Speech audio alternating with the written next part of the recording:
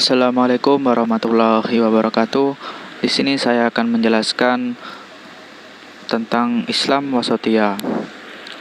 Pada awalnya, konferensi tingkat tinggi di Bogor, Jawa Barat yang bertema mencari format dan meneguhkan kembali Islam yang moderat.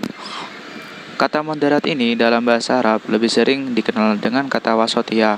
Rujukan dari kata wasatiyah itu sendiri kebanyakan sering merujuk pada surat Al-Baqarah ayat 143. Wasatiyah ini adalah umat atau kelompok tengahan dan merujuk sebagaimana Islam, gerakan Islam, aliran Islam, dan juga organisasi keislaman. Surat Al-Imran ayat 110 merupakan rujukan bahwa umat Islam adalah umat yang tengahan.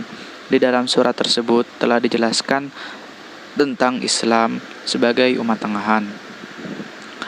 Dalam konferensi di Bogor itu terdapat dua hal yang menarik, yaitu adanya perwakilan Syekh Al-Azam dari Mesir yang kemudian mengatakan bahwa tema yang diangkut di konferensi ini sering dibahas di negaranya, yaitu negara Mesir. Tapi dalam pembahasannya tidak real atau tidak berwujud dan tidak konkret hingga saat ini.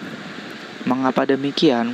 Karena Islam dengan budaya Mesir tidak kompatibel atau tidak sejalan.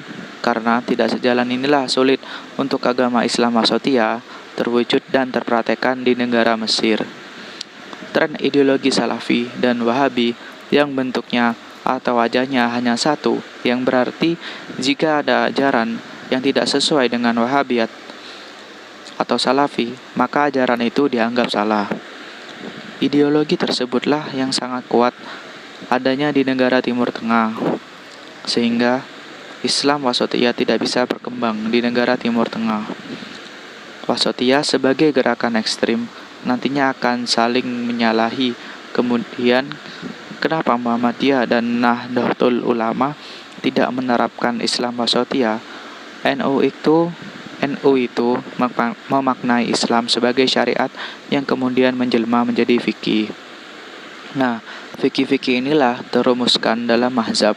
Selain dalam NU, dijelmakan nilai-nilai kebaikan dalam tasawuf. Sedangkan pada organisasi Muhammadiyah pada Muktamar di Ponorogo pada tahun 1962 melahirkan satu kesimpulan atau satu ideologi yang disebut MKCH. Dalam MKCH terdapat 5 poin mendasar. Pada poin keempat yang berisi paham agama, menurut Muhammadiyah itu Islam yang sangat utuh dan kemudian disederhanakan oleh Muhammadiyah melalui 4 aspek, yaitu akidah, ibadah, muamalah duniawiyah, dan akhlak. Islam di Indonesia menjadi potret yang wasatiyah. Sebab organisasi NU dan juga Muhammadiyah menampakkan Islam yang wasatiyah. Mengapa dua organisasi besar ini wasatiyah? Yang pertama, dari hadis terumuskan dalam 3 konsep teologis, yaitu akidah, fikih atau syariah, dan akhlak.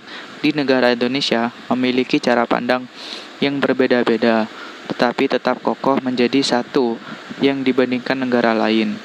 Indonesia memiliki keragaman dan kebanyakan mayoritas Islam. Semua itu terjadi karena sifat pertengahan yang tidak dijaga, dan pertengahan itu dengan pertengahan atau wasatiyah menjadi radikal yang nantinya akan berpotensi menjadi konflik yang luar biasa di dalam negeri ini.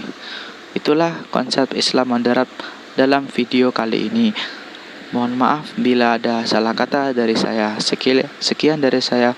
Wassalamualaikum warahmatullahi wabarakatuh.